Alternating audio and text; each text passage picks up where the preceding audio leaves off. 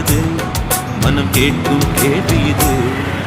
நிலவே நிலவே சரிகம் கதை நீ பாடு, என் கனவை திருடி பல்லவி வரியாடு.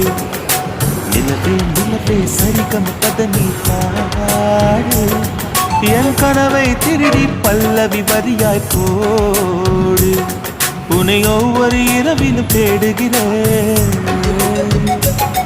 நீ தேய்கின்ற நாளில் வாடுகிறேன். உன் மௌனத்தில் ஆயிரம் பாட்டு, நான் மயங்குகிறேன் அதை கேட்டு. நீ மாலையில் வருவதும் காலையில் மறைவதும் என்னடி விலை.